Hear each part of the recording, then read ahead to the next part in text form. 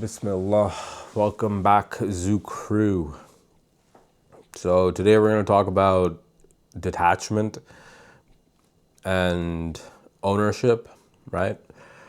So a lot of people get obsessed with owning things and collecting things, and this is, I guess, the kind of beauty in Islam. You don't really own anything, right? So whether you lose a family member, you lose a job, whatever it is that you can like lose, you understand that it never belonged to you to begin with, right? So when a mother is pregnant, she thinks, oh, like I own this child, like this is my human, like they treat their child like property, right? And then in the scenario where now that child dies before they're born, they would become upset, right?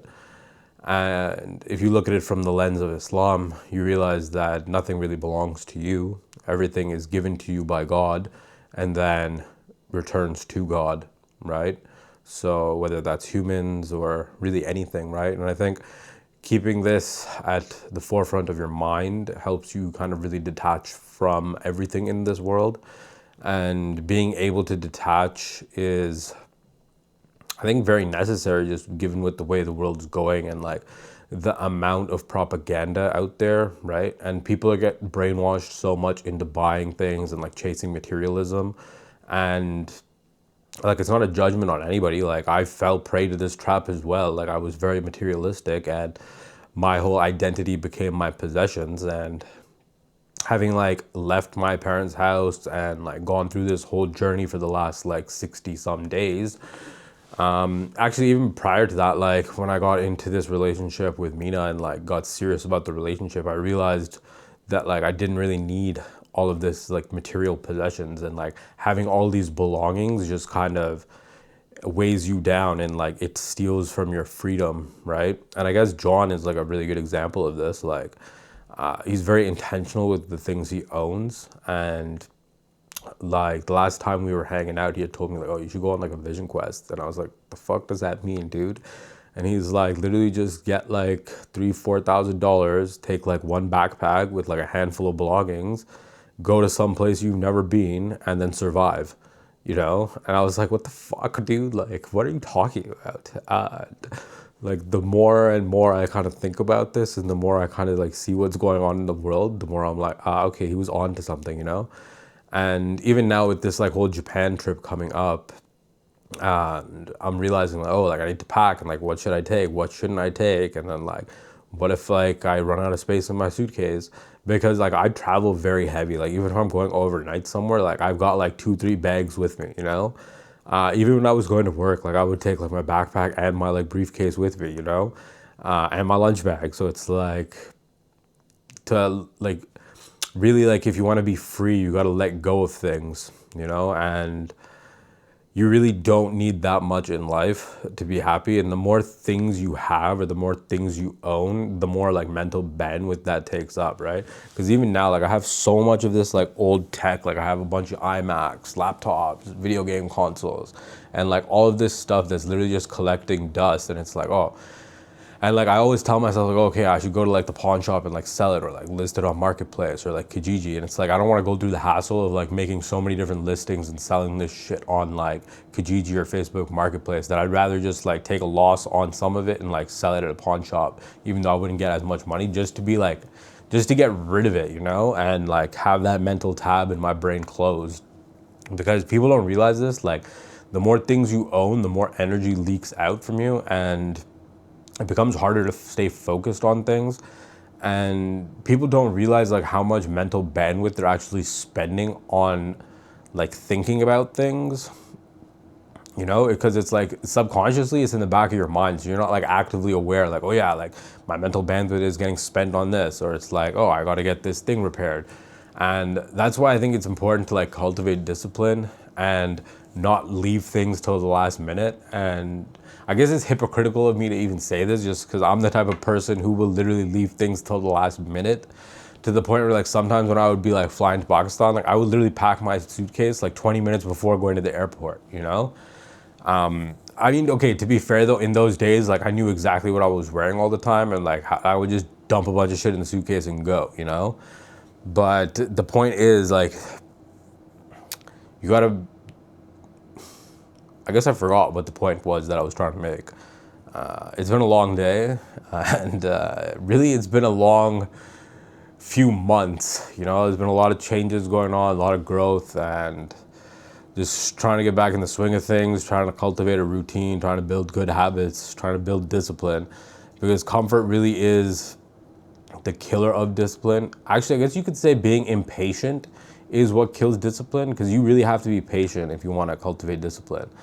Because the world is just like boom, boom, boom, go, go, go. And a lot of the times, like, staying still is better than like having speed going in the wrong direction, you know?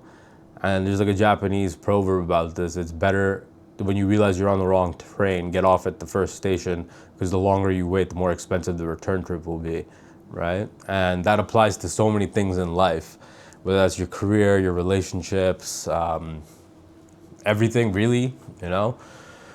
So I guess the key message of today is learn to let go. Don't feel the need to own so many things.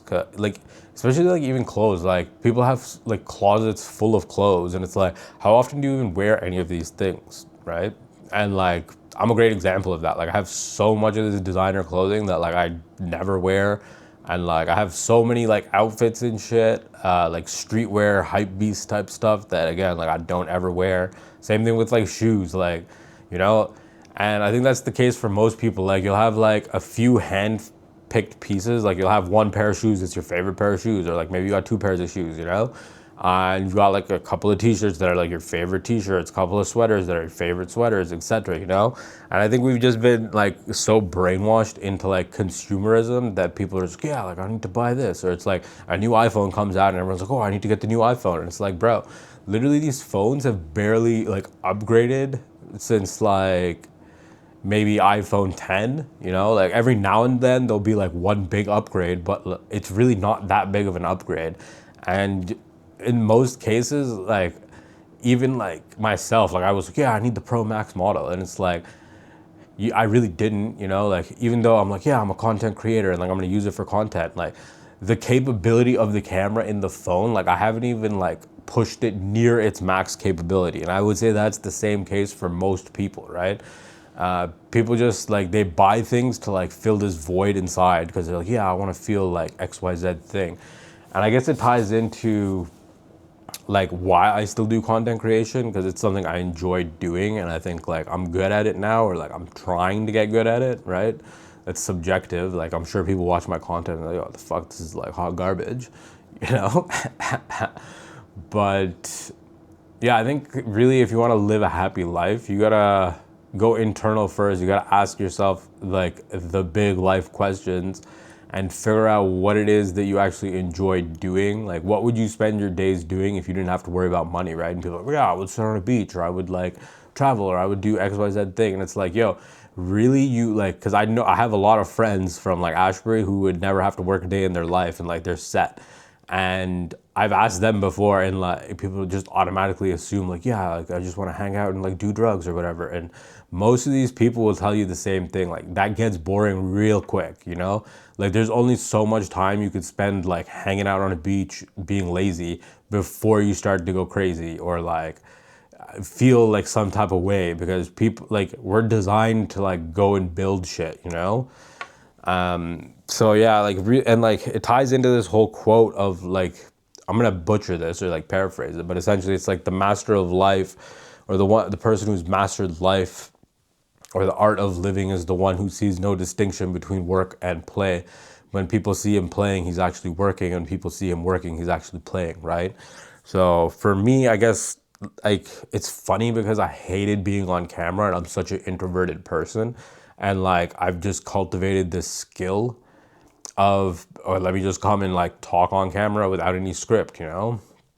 And it's something I enjoy doing. So even when like everything else is going wrong in life, at least this is something I can do that like I actually enjoy doing. And then again, this is something I can monetize down the road, whether that's like having my personal brand, selling my like products, my information products, like the books, or like even just helping other people build their own brand, or like create their own content, right?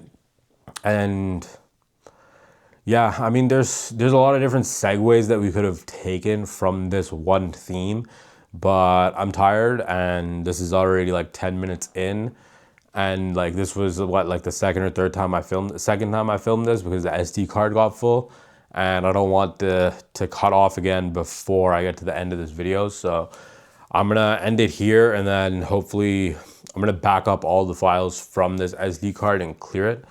And that's something I guess I would have to do anyways, given that like Japan is coming up in less than a week now. So that's it for today, Zoo Crew. Peace out.